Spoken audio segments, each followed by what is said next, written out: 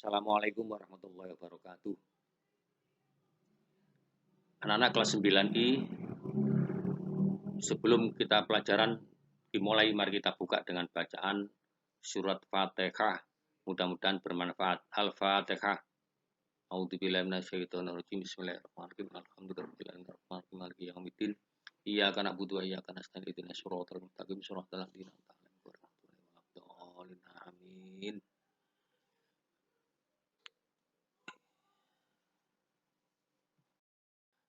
Anak-anak kelas 9I, untuk pagi ini saya akan menjelaskan tentang kerajaan di Sumatera. Kerajaan Sumatera itu ada 3. Yang pertama Kerajaan Samudra Pasai, Kerajaan Aceh Darussalam, yang ketiga Kerajaan Malaka. Untuk pertemuan ini saya akan menjelaskan tentang gambaran umum Kerajaan Samudra Pasai. Kerajaan Samudra Pasai adalah kerajaan Islam di Sumatera. Secara sosial, semua peraturan banyak yang bersamaan dengan masyarakat di Mesir atau dari Arab. Orang yang pertama mendirikan kerajaan Samudra Pasai adalah bernama Nazimuddin Al-Kamil. Kerajaan Samudra Pasai dijuluki kota Serambi Mekah, yang tercantum dalam kitab Rihlal Ilal Masyriq karya Abdullah ibnu Battutoh. Kerajaan Samudra Pasai terletak 15 kilo di sebelah utara Perlak, Lok Sumawe, Aceh Darussalam, yang berdekatan dengan Selat Malaka. Kerajaan Samudra Pasai bercorak maritim karena semua sumber penghasilannya adalah dari laut sebagian besar. Kerajaan Samudra Pasai bertumbuh dan berkembang sekitar tahun 1270 sampai 1275. Kerajaan pernah runtuh diserang oleh Portugis pada tahun 1521. Dua tokoh yang bernama Marco dan Ibnu Battutoh pernah bersinggah di Samudra Pasai yang mengisahkan bahwa pedagang setiap pesisir pantai beragama Islam di setiap kawasan Sumatera dan Malaka yang menganut mazhab Syafi'i. Pusat pemerintahan kerajaan Samudra Pasai adalah terletak di antara Kroweng Jambu Aye dengan Kroweng Pasai. Struktur pemerintahan Samudra Pasai terdapat istilah menteri, sah bandar, dan kadi, anak-anak sultan, baik laki-laki maupun perempuan yang dijuluki dengan Tun. Kerajaan Samudra Pasai di jalur perdagangan internasional yang bisa dimanfaat oleh seluruh rakyat di daerah Sumatera. Kerajaan Samudra Pasai dibagi 2 dinasti. Yang pertama, dinasti Morowali. Rajanya bernama Maharaja Mahmud Shah. Yang kedua, yang pertama meninggal diganti putranya bernama Maharaja Mansur Shah. Kemudian meninggal lagi diganti Maharaja Ghiyasuddin. Yang kedua, dinasti Meuraselu. Yang megang kerajaannya bernama Sultan Malik As-Saleh.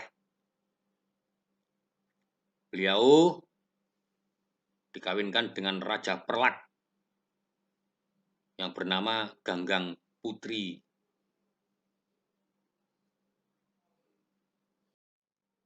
Nama raja yang pernah memerintah di Samudra Pasai adalah 1. Sultan Malik As-Saleh, 2. Sultan Muhammad Malik Az-Zahir, yang ketiga Sultan Mahmud Malik Zahir, yang ketiga Sultan Mansur Malik Az-Zahir, yang kelima Sultan Ahmad Malik Zahir, yang keenam Sultan Zainal Abidin. Usaha-usaha yang dilakukan Sultan Zainal Abidin, yang pertama menguasai daerah Kedah di Semenanjung Malaya. Yang kedua, memerintahkan dakwah kepada Maulana Malik Ibrahim dan Maulana Ishaq untuk berdakwah di daerah Jawa dan daerah Sulawesi. Usaha yang ketiga, perekonomian berkembang di tingkat nasional dan internasional. Mengapa bisa berkembang? Karena di daerah Sumatera itu adalah letaknya sangat strategis, banyak dikunjungi para pedagang dari Cina dan India, sehingga dia mampu bersaing dengan kerajaan Sriwijaya dan juga diperlakukan hukum-hukum syariat Islam.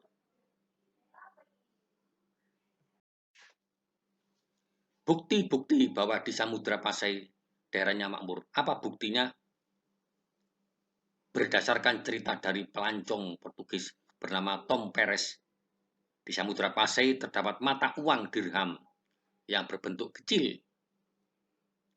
Setiap kapal membawa barang dari barat dikenakan pajak 60%.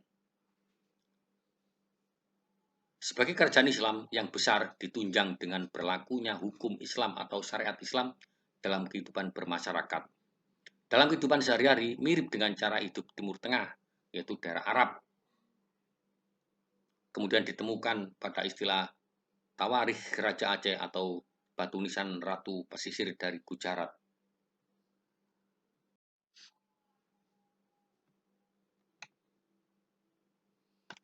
Faktor-faktor yang menyebabkan Samudra Pasai berkembang dengan pesat. Yang pertama, kerajaan Sriwijaya mulai melemah dan mengalami kemunduran. Hal ini merupakan peluang bagi Samudra Pasai untuk berkembang. Kedua, letak kerajaan Samudra Pasai yang strategis di tepi Selat Malaka merupakan jalur perdagangan dan pelayaran internasional. Ketiga, berkembangnya semakin pesat dan hasil ekspor yang utama adalah lada. Faktor yang keempat, hubungan dagang Cina dan India terjalin dengan baik.